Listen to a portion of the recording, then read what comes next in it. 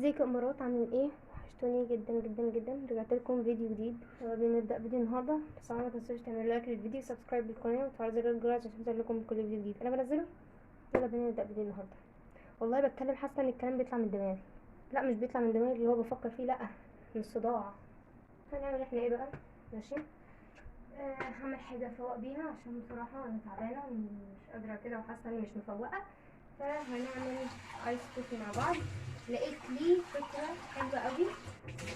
اوكي، هوريها لكم دلوقتي. بصوا، قبل ما نعمل الايس كوفي، عايزه اوريكم حاجتين انا جبتهم كده. ماشي. انا جبت البتاعه دي عشان انا بعمل مكرونه وايت صوص كتير، فجبتها. انا كنت شايفاها، اكيد شفتها يعني، كانت طلعت ترند كده من فتره. بتبقى حلوه قوي في التقليب، احسن من المضرب اللي هو التاني ده. ماشي. جبت دي. وجبت ايه بقى؟ لقيت بجد حاجه واو. بصوا، المضرب ده انا بشوف الناس بقى بتعمل بيه بيض وبتاع وكده وحاجات حلوه كتير كده، وعادي في ناس بتعمل بيه ايس كوفي وكده يعني. فعجبني. بعدين شكله كيوت جدا. بصوا، خطير. احلى حاجه الايد بتاعته خشب. جميل قوي. هنجربه بقى دلوقتي ويا رب ينفع، وان شاء الله باذن الله هينفع، انا واثقه. حط معلقه من النسكافيه بلاك. اصلا خلص. بص، مبقاش فيه غير حبه صغننين، مش عارفه باينين ولا لا هم. ماشي. هحط المعلقه دي كده.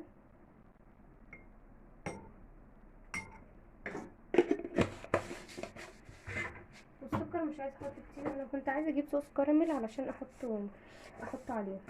بس انا بقى في كده حاجه لقيتها حلوه قوي، هتديله نكهه رائعه. احط برضو معلقه سكر. ممكن ازود معلقه سكر كمان، مش معلقه يعني، حاجات بسيطه. شويه سكر بسيطه. هنعمل ايه بقى؟ تكنيك. والله يا جماعه، انا كنت بحط كريم شانتيه، بس بما ان مفيش كريم شانتيه فايه، قال لك اتصرف. فانا بتصرف. تمام. فما فضلش غير حبه صغيرين كمان. بشوقكم. اللي هو التشويق يا ساده. انا فتحت الكيس، ريحتها ايه طلعت. دي ايه بقى؟ دي صوبيا باقيه من رمضان، بس اقسم بالله يا جدعان خطيره. خطيره. احنا كنا بنحط كريم شانتيه، مش عارفه عملت معاكم قبل كده وانا بحط عليه كريم شانتيه ولا لا، بس على ما اظن عملته. وبجد كان طعمه حلو قوي. وبرده جربته بالصوبيا، بما ان يعني مفيش كريم شانتيه. طلع بجد طعمه خطير. انا عايزاكم بقى تشوفوا انا بحط ميه قد ايه. بصوا، شفتوا المعلقه اللي انا حاطه بيها؟ احط بيها كده، مش عايزه احط بيها كتير كده، يعني هما معلقتين. ونجيب بقى الايه، المضرب ده، وننزل بقى كده ونشتغل. بسم الله الرحمن الرحيم.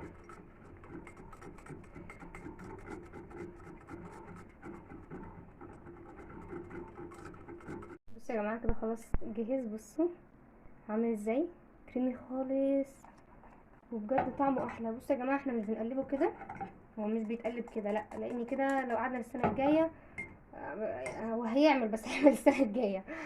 لا انا بصوا بعمل اللي هو كده، بحطه بين ايدي كده، وده اعمله بسرعه بقى، بسرعه. ماشي اهو. واو، خطير. نكمل بقى. يلا بينا بقى. جبت المج بتاعي. طبعا انا قلت لكم قبل كده ان انا محتاجه اجيب شويه مجات.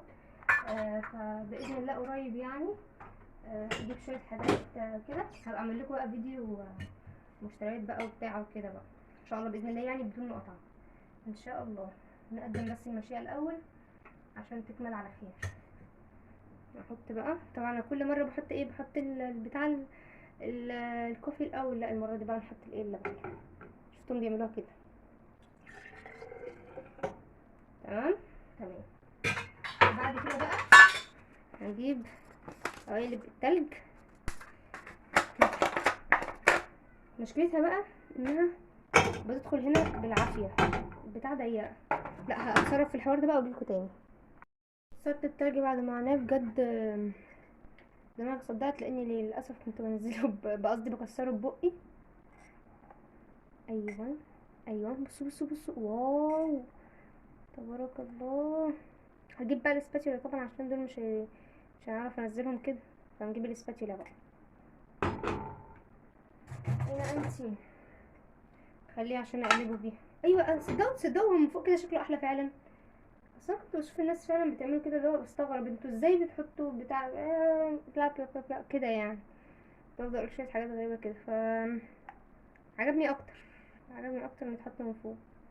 واو، ايه الكلام ده، الله. يا جماعه تفاجئوا معايا الحلاوه دي، جربوها يا جماعه، جربوا بجد، حطوا عليه صوبيا. مش لازم دلوقتي يعني دلوقتي اكيد في ناس ما عندهاش صوبيا يعني، اكيد مش في رمضان.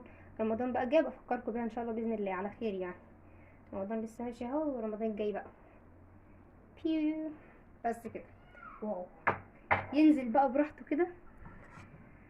طبعا انا عايز ينزل براحته، مش هو هينزل براحته ازاي؟ لازم يتقلب صح، على ما اظن يعني. انزل. ايوه نعمل كده، نعمل كده، نعمل حتى كده شويه بس نحركه. شكله خطير.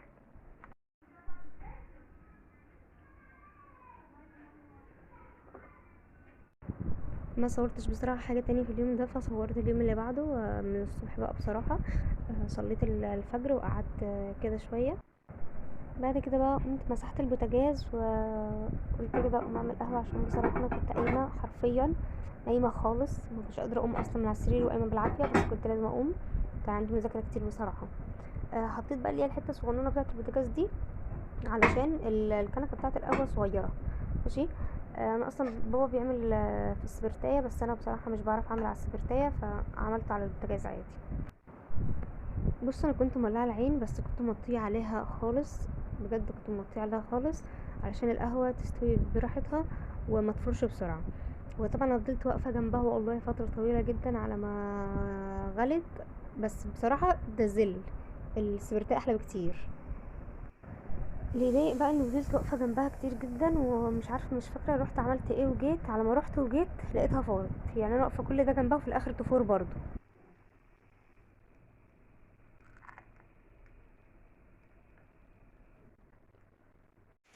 بصوا بقى انا هوريكم، انا جبت الاندومي ده، الاندومي ده اللي هو بتاع مربيلا، هو مصري، لان الحمد لله الشركه التانية اللي كنا بنستخدمها على طول دي طلعت كده يعني، فاهمين؟ ف مش مشكله، وخصوصا بقى كمان إني جبت الصغير وجبت واحد، علشان انا مبقتش اصلا اقدر اكله كله. والله بجد أنا مش عارفه، انا لاحظت في الاول ان انا مش بقدر اكل الكبير، فبقيت اجيب اللي هو ايه الصغير بقى. ماشي. ولقيت نفسي مش قادره اكمل حتى الصغير، باخد منه معلقتين كده كل مره واروح مديها لاخويا. بصوا انا خليته يستوي، وبعد كده رحت غسلاه زي ما بنغسل مكرونه كده، صفيت الماء اللي فيه وغسلته عشان فيه نشا كتير، للاسف النوع ده فيه نشا كتير، فاول ما بنعمله بيمسك في بعضه كده حرفيا، حتى لو فيه ميه بيمسك في بعضه.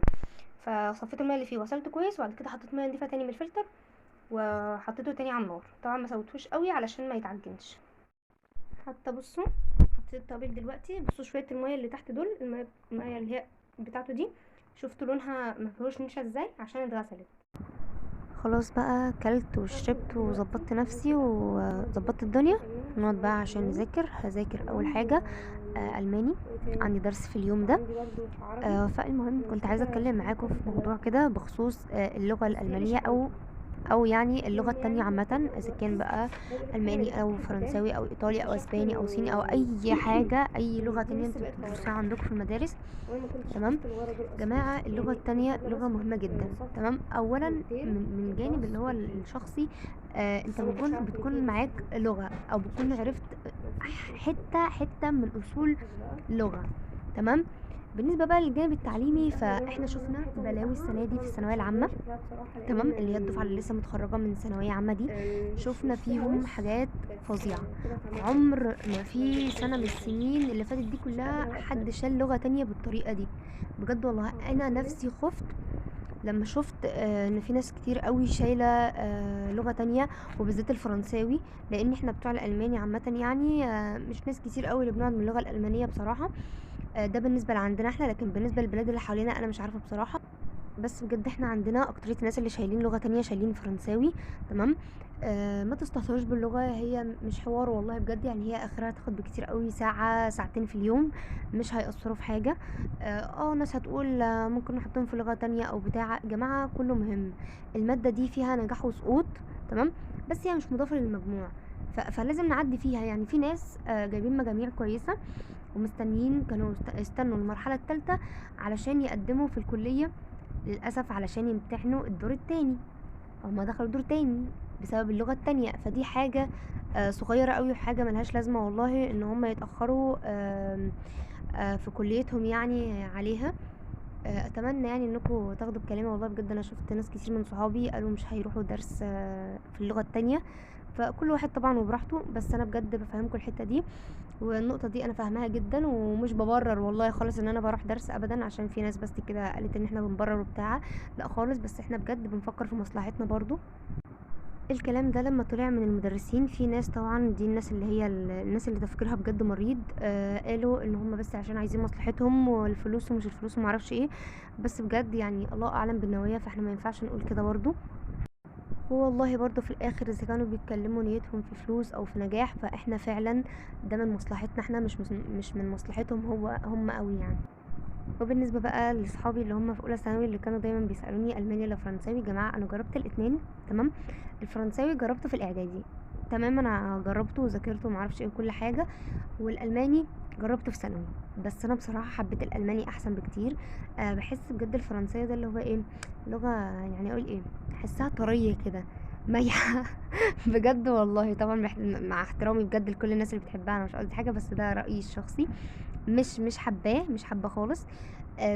بس حابه الالماني اكتر بصراحه. يا جماعه احنا بنقول جوتن مورجن، بتتكلموا ازاي؟ وبالنسبه بقى لبتوع الفرنساوي بيقولوا بونجو. بونجو ميسيو. بجد فظيع. او ميرسي، احنا عندنا ميرسي دي بتساويها دانكي. انتوا متخيلين؟ شفتوا الفرق بجد؟ لا يا جماعه، احنا جدعان قوي، اللغه دي جدعه جدا. بس بجد في هي انسانه وحيده بس اللي شفتها لقيت عليها اللغه الفرنسويه دي، اللي هي كانت في عندنا ميس اسمها ميس اميمه بجد. كانت احسن حد بينطق فرنساوي بجد. ما بحسوش على ما بحسوش على الرجاله خالص بصراحه الفرنساوي ده بامانه. انا عايزه اقول لكم بجد ان انا اصلا ما كنتش عايزه المانيا، انا كنت عايزه ايطالي، كنت عايزه بصراحه ادخل ايطالي. حتى كنت باخد قبل كده، كنت منزله بقى عارفين التطبيقات اللي هي بتاعه تعلم اللغه الايطاليه والكلام ده. كنت بفضل اخد شويه حاجات من عليه كده، والحروف وشويه كلمات وفواكه والخضروات وما اعرفش ايه وكده يعني. اكيد كلكم عارفين ده زي مثلا دولينجو كده. تمام. انا كان نفسي ادخل ايطالي بصراحه، بس للاسف احنا عندنا في المدرسه مفيش ايطالي. فدخلت الماني، وكده كده الالماني كان بديل للايطالي يعني. قلت لما دخلتش ايطالي ادخل الماني، وكده كده الاتنين بصراحه احلى من بعض. في ناس كتير قوي دخلت فرنساوي. احنا اكترية اللي عندنا فرنساوي، احنا كنا فصلين بس الماني، والباقي كله كان فرنساوي، مش كله بيحب اللغة الالمانية. خلصت بقى مذاكرة الألماني ودخلت بقى على مذاكرة العربي. أنا حاطة الكتاب بتاع العربي على الكتاب بتاع المدرسة اللي أنا نقلاه. تمام. وبالنسبة بقى لحكاية النقل، ان انا انقل حاجة من على التليفون على التابلت، انا بصراحة مش عارفة اختي اللي كانت نقلهولي. تمام. بس انا مش بنقل بصراحة غير كتب، مش حاطة عليه غير كتاب بالعربي بس. علشان انا ما جبتش كتاب العربي اللي هو بتاع الامتحان، ما جبتوش. قلت هاخده بس معايا علشان الدرس. وانا هجيب كده كده، لسه هجيب كتاب مستر محمد صلاح، بس هو للاسف الكتب لسه ما نزلتش. هو نزل الكورسات ان احنا نشترك فيها وبتاع وكده، بس طبعا لسه ما بدأش. هو بيتهيألي هيبدأ يوم 15/9. ماشي. وكتب لسه ما نزلتش، فانا مستنيه. والميس في الدرس بقى اكيد يعني مش هشتغل بكتاب مستر محمد صلاح.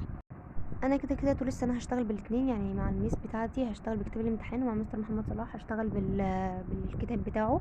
تمام. وهيبقى حاجه برضو كويسه بالنسبه لي علشان الحل برضو يعني. انا شايفه بصراحه انه كده هيبقى الحل كتير اكتر. كتير اكتر. كتاب الامتحان بيبقى فيه اسئله هو بحسه محدود في منطقه معينه كده بجد. لكن كتاب مستر محمد صلاح بحس الاسئله بتاعته جايه بقى ايه، لمم لنا شويه اسئله كده حلوه قوي. اي نعم، بنجيب درجات زفت في الواجب. بس مش مشكله يعني. بس والله بجد بنتعلم كتير قوي. الناس اللي لسه ما بدأتش، انا بقول لكم رأيي في العربي. العربي بصراحة انا حابة جدا السنة دي. وكمان يا جماعة التلات ارباعه من السنة اللي فاتت اصلا، او يعتبر او يعتبر كل من السنة اللي فاتت. يعني حاجات كده وحاجات كده يعني. فنون النسر الجاهلي ده كان عندنا الوصايا والخطب والامثال والحاجات دي، كانت السنة اللي فاتت. واول درس اللي هو بتاع المعلقات ده كان عندنا السنة اللي فاتت، بس فيه زيادة بس حاجات السنة دي. جماعة للناس اللي لسه جديدة، انا في الحفظ ما بعرفش احفظ غير كده. الناس اللي متابعيني من السنة اللي فاتت هم اللي عارفين اكيد يعني ان انا مش بعرف احفظ غير كده. بيبقى خطي زفت وما بركزش على الخط خالص علشان محدش بس يضحك عليا. اصل انا بقى لو قعدت كده اكتب بخط حلو وبالراحة ما اعرفش ايه، مش هحفظ اصلا، مش هحفظ خالص الا السنة الجاية. يا جماعة انا عايزة اعرف اللي بيتفرجوا عليا سنهم قد ايه، فاللي بيتفرج يكتب سنه تحت في الكومنتس لو سمحتوا. بفكر كده يا جماعه في حاجه عايزه اعملها لكم، اللي هي عايزه اعمل لكم فيديوهات من اللي هي بتاعه ستادي ويز مي. انا بصراحه بتشجع من الفيديوهات دي، وبلاقي ناس برضو بتشجع من الفيديوهات دي، ناس كتيره جدا. فانا بفكر اعمل الفيديوز دي علشان نتشجع كلنا ونقوم نذاكر بدل الكسل اللي احنا فيه ده. انا نفسي والله يا جماعه لما بكون بصور فلوج ببقى متحمسه جدا وبقعد اذاكر وكده، وبلاقي إني عندي طاقه فظيعه. انما بقى بره الفلوجات بجد بحس نفسي اللي هو مش متحمسه بقى واو كده. لا عادي، ببقى عادي جدا. بصوا انا جيت من درس العربي تمام، خدنا الامتحان اللي كنا ممتحنين الحصه اللي فاتت الحمد لله. طبعا مش هقلب الورقه بتاع اسمه ايه الادب كويس، انما النحو هو اللي رخم حبتين يعني. مش مشكله، ده اول امتحان وعادي، هتاقلم مع الموضوع. المهم عرفت بقى الحته دي لانها اتبهدلت. المهم هظبط الحته دي وعين الورقه دي في اسمه ايه الفايل بتاعي ده تمام، ده انا بحط فيه امتحاناتي. وبعد كده بقى اكيد هنقعد نذاكر. بعد كده بقى رحت لدكتورة الجلدية لاني بصراحة انا وشي متبهدل خالص من الحبوب، فبقالي فترة كنت عايزة اروح وبكسل، واخيرا يعني رحت وكتبت لي على علاج هوريهولكوا دلوقتي. بصوا بقى اوريكم الحاجات اللي الدكتورة يعني قالت لي عليها وجبتها من الصيدلية. كتبت لي على اللي هو الكريم ده، وعلى المس ده، هو بيتهيألي ده تقشير فيزيائي اللي هو بتاع كلين ده سول ده، و... والغسول ده برضو كتبت لي الغسول ده. و على ما اظن يعني انه حلو على ما حسب ما بيقولوا، عشان انا شفته وقرأت عنه، وكمان خاله قال لي برضو حلو. وادتني برضو الشريط ده، انا اكلته وخدت منه حبايه على طول. بصوا الورده دي انا اللي عملتها، طبعا ما نفعتش قوي لان الشريط كان قصير، وهبقى اعملها لكم في فيديو تاني. بس ده كان فيديو النهارده، والسلام عليكم ورحمه الله وبركاته.